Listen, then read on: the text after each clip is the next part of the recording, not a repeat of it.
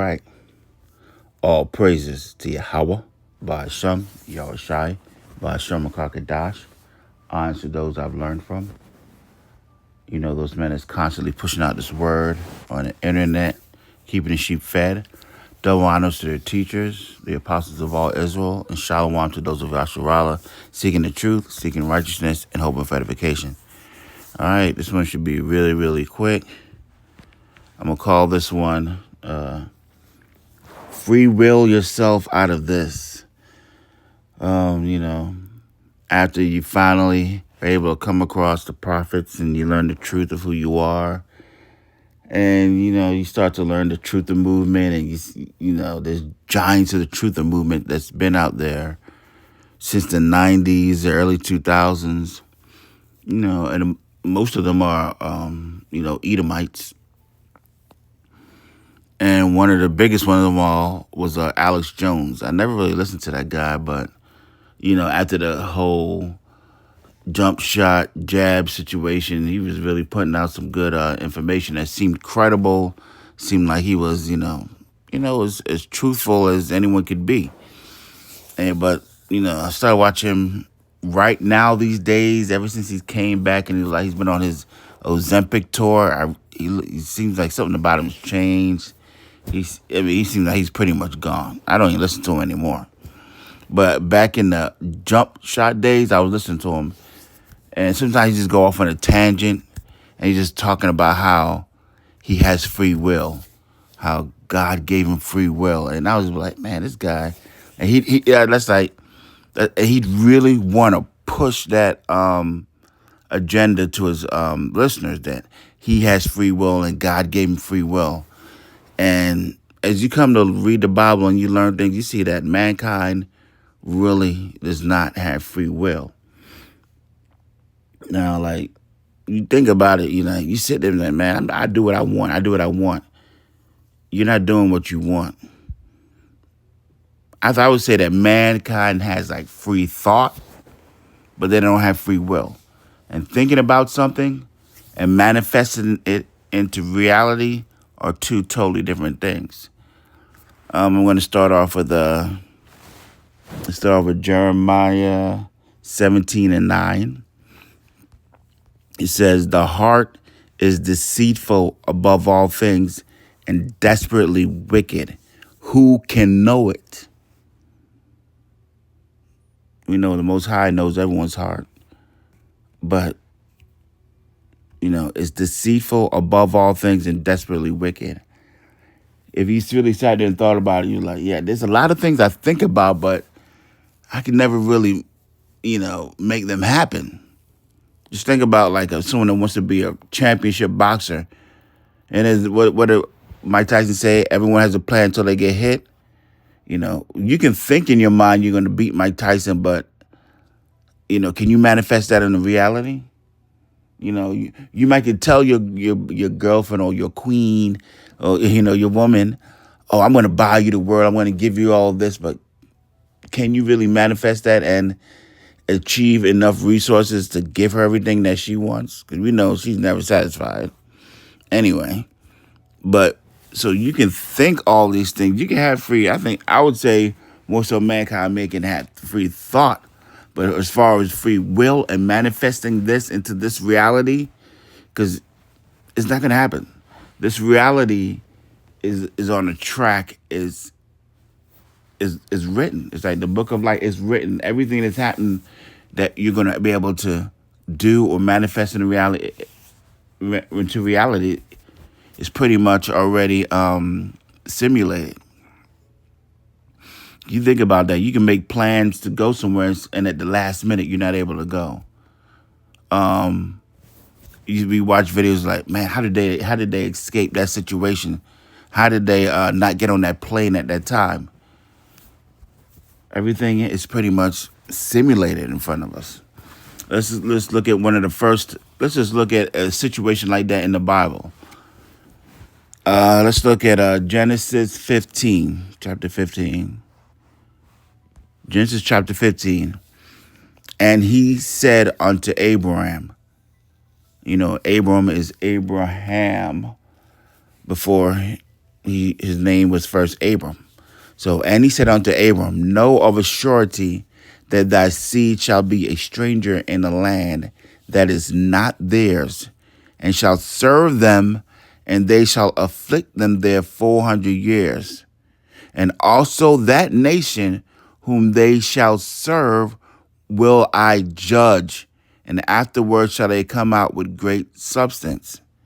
And thou shalt go to thy fathers in peace, thou shalt be buried in a good old age. So that is, we'll say, the messenger of the Most High giving a message onto Abram, letting him know what is to come for his future. Tell him his future. That's going to happen in this simulation. Now, is Abraham sitting there telling the Most High, nah, I got free will. I don't know. I might, I might die young. I mean, man, I don't want I want to free will my seed line out of affliction so that they're not afflicted for 400 years. Let's change that up a little bit. I think I have the free will to do that. You're not free. That's the strangeness of Esau. The Most High is sitting there reading this guy his prophecy of how he's going to play out in the story, and he's sitting there saying, we have free will. But what I want you to do is free will yourself out of this. Free will. Look at the world. Look at what's going on around you. As you can see, we are set up for a war, famine, poverty, financial collapse, and just more stuff is coming out of nowhere. Earthquakes, one of the largest earthquakes recorded by man, tsunamis, pestilence. Free will yourself out of this. How did we get in this situation here? I mean, you got access to everything. You got all the food you could possibly want, and you can store up to 100 years worth of food, for yourself and those that you love. You got, all the land you could possibly want, cattle, toys, slaves. You got everyone enslaved to the dollar. I mean, what more? Why can't you hold on to that? Now you're broke. Now you're screaming you're broke. You're running a deficit. The other nations have that mighty sword. How did you get yourself in this situation? All right. Let's just go to Obadiah. We're gonna show you this guy Esau. He's just weird. He keeps screaming free will, free will. Well, here's the Most High telling you, Esau, about what's going to happen to you. We're going to start off at Obadiah, which is one chapter, and we're going to start in verse 6. How are the things of Esau searched out? How are his hidden things sought up? All the men of thy confederacy have brought thee even to the border. The men that were at peace with thee have deceived thee. And prevailed against thee. They that eat thy bread have laid a wound under thee. There is none understanding in him. Shall I not in that day, saith the Lord, even destroy the wise men out of Edom, and the understanding out of the mount of Esau? And the mighty men, O Teman, shall be dismayed, to the end that every one of the mount of Esau may be cut off by slaughter. You hear that? Your boy Teman, who's pretty much, the one that got the wisdom that knows how to calm you down, but like, go hard now. No, calm down. No, let's focus on economy now. Let's focus on agriculture now. He knows how to temper the Edomites.